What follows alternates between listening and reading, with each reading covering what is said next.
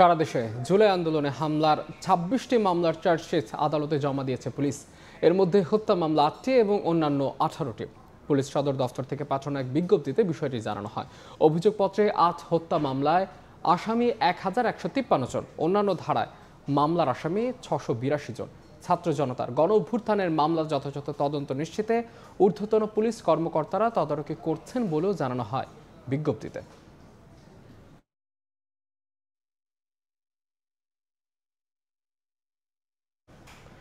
July August গণহত্যায় জাতিসংঘের প্রতিবেদনকে ঐতিহাসিক দলিল হিসেবে ঘোষণা দিয়েছেন উচ্চ আদালত।